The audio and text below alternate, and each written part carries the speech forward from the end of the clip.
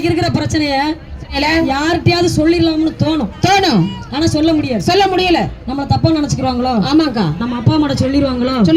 இங்க வேலை செய்யலாம் நம்ம குடும்பம் வந்து கஷ்டப்படுமே, நம்ம குடும்பம் தெருவுக்கு வந்துருமே. ஆமா, நமக்கு அடுத்து இன்னும் 4 அக்கா தங்கச்சி இருக்காங்களே.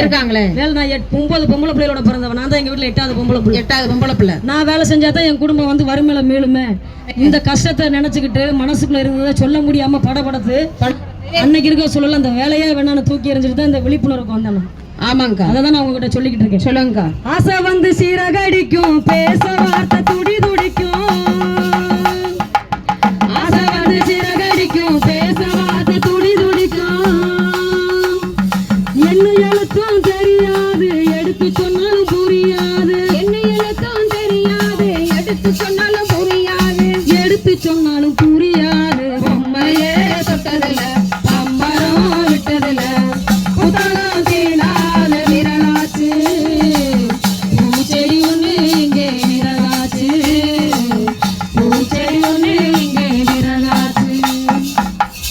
அன்னைக்கு அந்த மெல்ல விட்டு வெளியே வந்தவதான். இன்னைக்கு எனக்கு வயசு 40 ஆயிடுச்சு. நாட்டுப்புற கலைகளில் டிப்ளமோ ஃபோக் முடிச்சு கோல்டு மெடல் வாங்கியிருக்கேன். நான் சாதிச்சதை சொல்ல வரல, நான் பட்ட சங்கடத்தை உங்க முன்னாடி நான் சொல்லிட்டீங்க. இதுக்கப்புறமும் பொம்பளை பிள்ளைங்க வேலைக்கு போகணுமா, படிக்க போகணுமா? வேலைக்கு போகணுமா, படிக்க போகணுமா? எது நம்மளுடைய அறியாமையை எது மாற்றும்? கல்விதான். கற்பி ஒன்று சேர் புரட்சி செய். நன்றி, வணக்கம். மேடம் நீங்க பேசுங்க. மேடம் வாங்க. சாரி.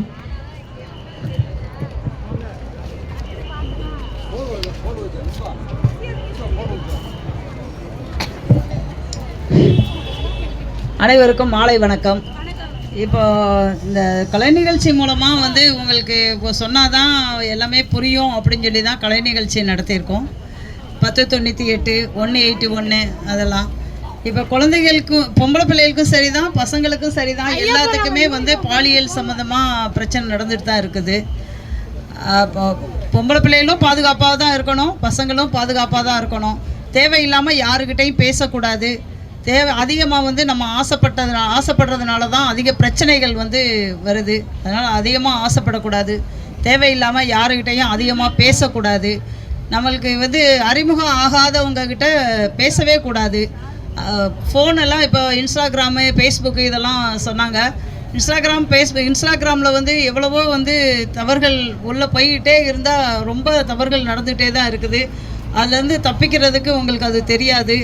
அதனால் இன்ஸ்டாகிராமில் தயவு செஞ்சு இன்ஸ்டாகிராம், ஃபேஸ்புக்கு அதெல்லாம் போகாதீங்க.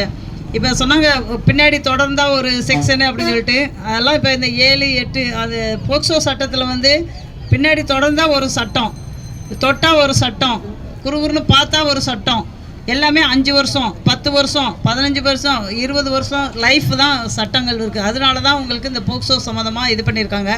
பசங்களையும் பாதுகாப்பாக பார்த்துக்கோங்க, பொண்ணுங்களையும் பாதுகாப்பாக பார்த்துக்கோங்க. நீங்களும் பாதுகாப்பாக இருங்க. தேங்க்யூ. நன்றி, வணக்கம். ரொம்ப நன்றி. பார்த்துக்கிட்டு இருந்த ஒவ்வொரு மாணவர்களும் மாணவிகளும் சமூக ஆர்வலர்களும் இந்த செய்தியை சமூக வலைதளத்தில், இணைய வலைதளத்தில் பதிவிட்டு நம்ம வீட்டு பிள்ளைங்களுக்கு, பெண் குழந்தைகளுக்கோ ஆண் குழந்தைகளுக்கோ 18 வயசுக்கு கீழே இருக்கக்கூடிய எல்லாருமே குழந்தைகள் தான். அதில் எந்த மாற்று கருத்தும் கிடையாது. திருமண வயது என்பது 19 தான்.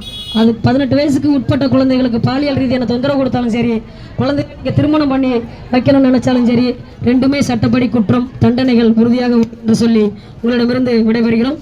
இந்த நிகழ்வை நம்முடைய விருதுநகர் மாவட்டம் முழுவதும் நடத்துவதற்கு உதவிகரமாக இருந்த விருதுநகர் மாவட்ட காவல்துறை அதிகாரி அவர்களுக்கும்